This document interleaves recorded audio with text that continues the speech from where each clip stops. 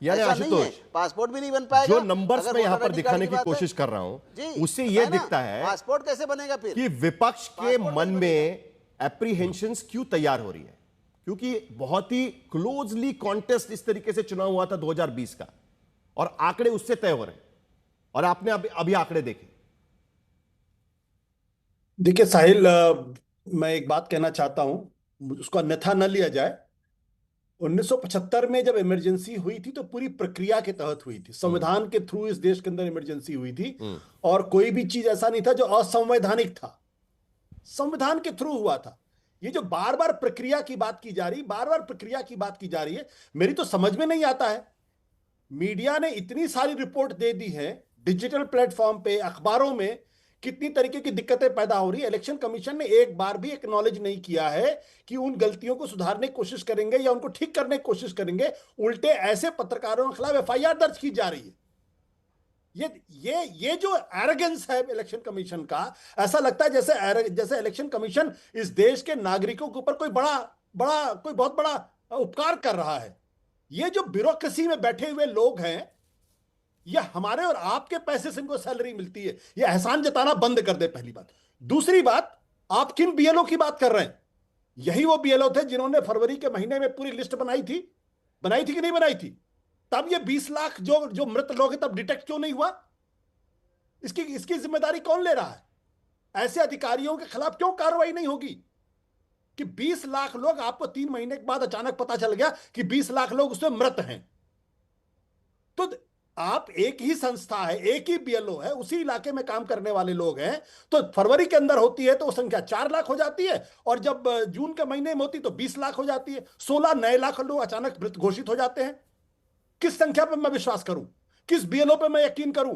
किस election commission में मैं यकीन करूं? और तीसरी बात क्या है, अभी 1 अगस्त को आप फाइनल लिस्ट ऑन पब्लिक करेंगे, और यह हमेशा का नियम होता है कि कोई, अगर आपसे फॉर्म मंगाया जाता है, उसके बाद स्क्रूटिनी होती है उस फॉर्म की, उस स्क्रूटिनी के बाद आप फाइनल लिस्ट करते हैं। कब आपने स्क्रूटिनी कर ली? ठीक, इस तारीख को आपने स्क्रूटिनी की, कहीं आपने की, और आप राउंड फिगर में बता रहे हैं कि 20 लाख डिसीज्ड हैं, 28 लाख माइग्रेटेड हैं, 7 लाख ये हैं, 1 लाख ये हैं, 15 लाख गायब। राउंड फिगर से बता रहे हैं क्या? तो इलेक्शन कमीशन को बताना चाहिए ना कि एहसान जताना बंद करिए आप।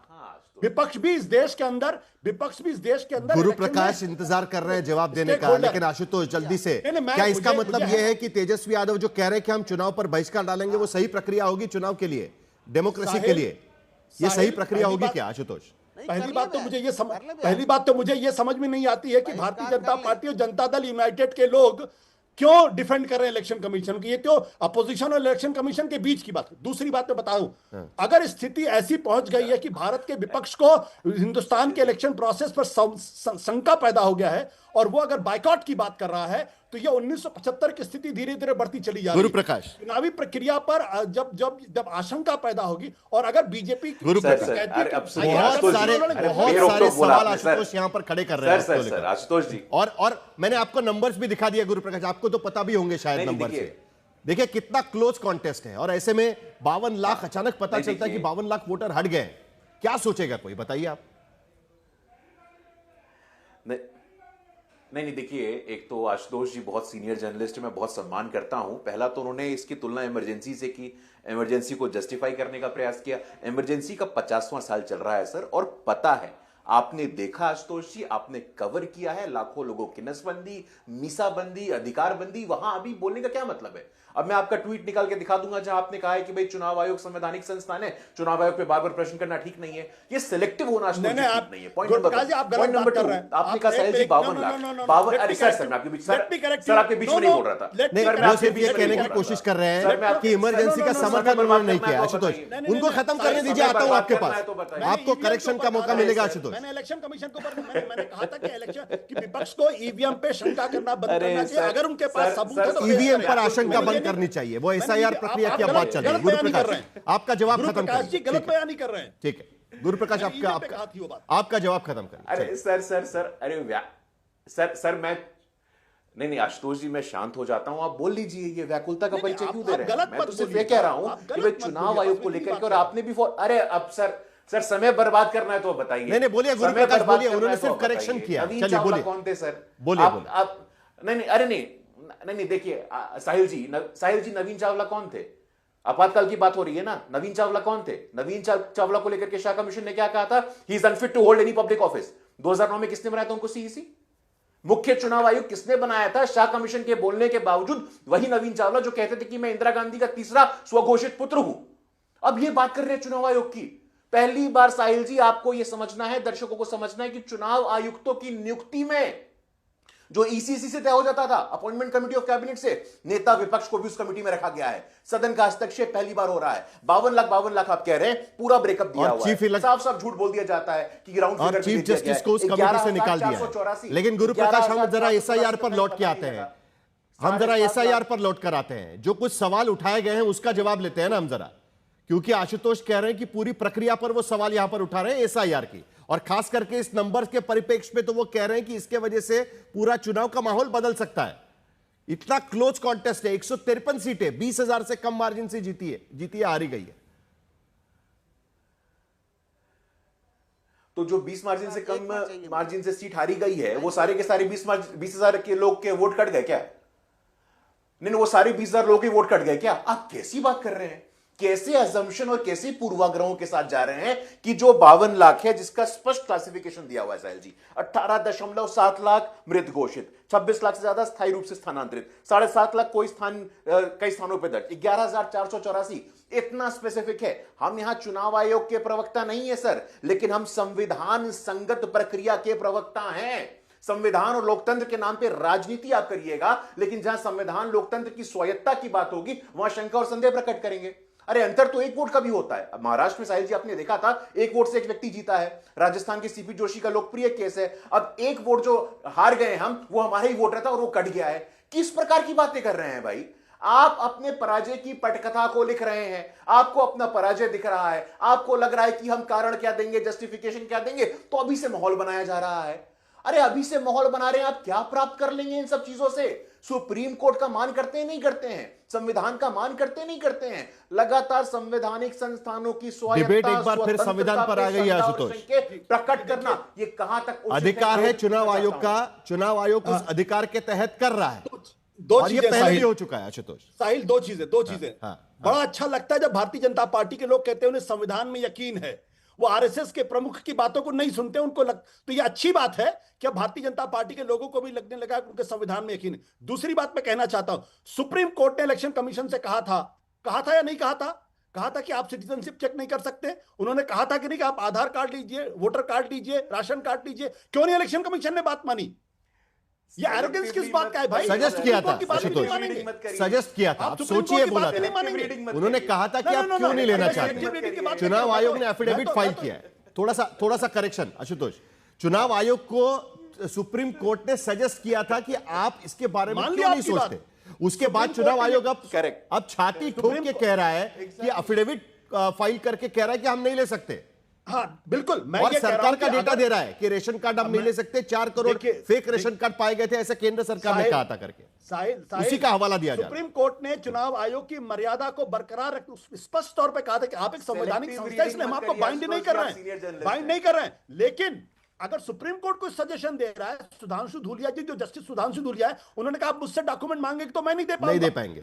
ये सुप्रीम कोर्ट के जज कह रहे हैं, और भारतीय जनता पार्टी के प्रवक्ता जिनका इससे कोई लेना देना नहीं है, वाकई डिफेंड कर रहे हैं। तो मुझे लगता है कि भारतीय जनता पार्टी के प्रवक्ता क्यों डिफेंड कर रहे हैं? इससे शक पैदा होता है।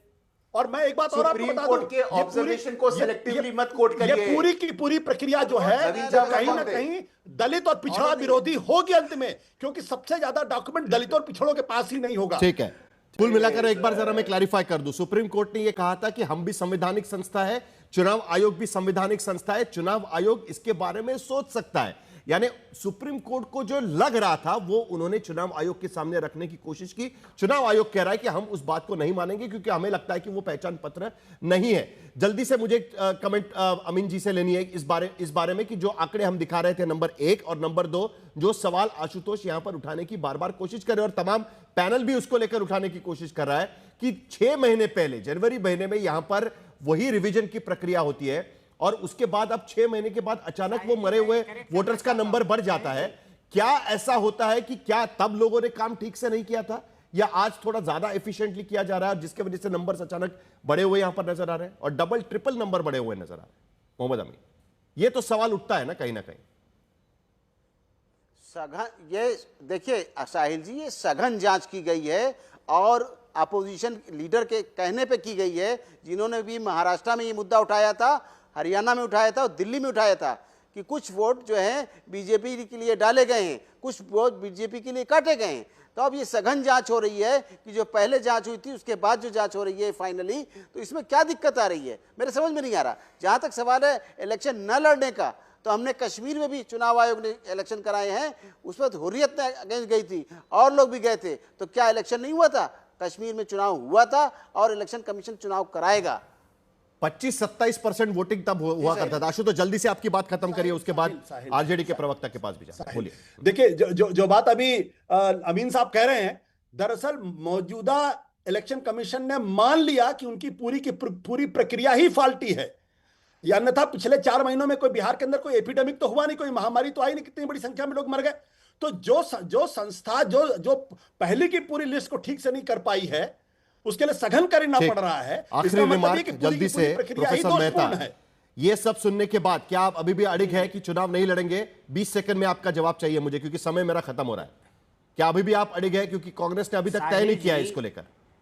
नहीं, एक करेक्शन कर देता हूं कि 7 जून तक डिलीशन और एडिशन का काम चलता रहा है बीएलओ के द्वारा। इलेक्शन कमीशन कंटिन्यूअस प्रोसेस में काम करता है। हमें 7 जून का डाटा दीजिए, तब पता चलेगा कितना इन्होंने डिलीट किया और कितना इन्होंने ऐड किया। थर्ड पार्टी जो है ऑडिट होना चाहिए कि किन लोगों का जो है रिसीविंग दिया या नहीं दिया। पीडीएफ फॉर्मेट पे चाहिए, ऑडिट होना चाहिए। टीडीपी ने इस बात को उठाया है। जो प्रिंट आउट्स मिलते हैं वो नहीं चाहिए। टाइमिंग के ऊपर बात कही है, ह्यूमनली पॉसिबल नहीं है गुरु प्रकाश। अंतिम में थर्ड पार्टी ऑडिट में अब डिजिटाइज किया जा रहा है, तो उम्मीद करेंगे हम चुनाव आयोग से कि इस बार डिजिटाइज डेटा वो विपक्षी पार्टियों को भी मुहैया कराए। लेकिन आखिर में गुरु प्रकाश जल्दी से, क्योंकि अब तो वो विपक्षी पार्टियां कहने लगे कि हम तो बॉयकॉट करेंगे, क्या अब जाकर आखिरकार सरकार संसद में इस बात को लेकर बहस कराएगी, चर्चा कराएगी?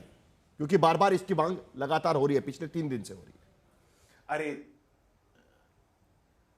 नहीं, देखिए ऐसा है कि तेजस्वी जी जरूर हमारे विरोधी दल में हैं, लेकिन इनकी बातों को कि बॉयकॉट करने की बात है उसको हम सीरियसली नहीं ले रहे हैं। कहीं से भी बॉयकॉट करने की परंपरा, संस्कृति भारत के लोकतंत्र में नहीं है। चुनाव आयोग को लेकर के, एसआईआर को लेकर के पिछले 1 महीने से साहिल जी, अभी 1 महीने का समय बचा हुआ है। 1 अगस्त से 1 सितंबर तक आपको लगता है, तो यहां अमीन जी भी बोले हैं, अमीन जी ने भी क्लैरिफाई कर दिया है, एआरओ के पास, बीआरओ के पास, इलेक्शन ऑफिसर के पास अपील करने का प्रावधान है। साफ हो चुकी है। मेरा समय खत्म हुआ है, माफ करिए सभी लोगों का बहुत बहुत शुक्रिया, लेकिन समय खत्म हुआ है। बड़ी हीटेड डिबेट होती है जब भी चुनाव की प्रक्रिया को लेकर सवाल उठाए जाते हैं, और इस बार भी यही बातें हो रही है। लेकिन आंकड़े ऐसे हैं कि कहीं ना कहीं विपक्ष को भी लगने लगा है कि कहीं ये आंकड़े हमारे खिलाफ न चले जाए, और इसको लेकर बॉयकॉट की भी बातें चल रही है। क्या सचमुच में सरकार अभी भी इस बात को लेकर चर्चा कराएगी? इस बात को लेकर क्लैरिटी नहीं है, लेकिन सूत्र बता रहे हैं कि सरकार इस बात को लेकर चर्चा कराने के मूड में नहीं है। अब 28 तारीख को जब सुप्रीम कोर्ट में इसकी सुनवाई होगी, तब क्या होता है उस पर ध्यान रखना जरूरी होगा। फिलहाल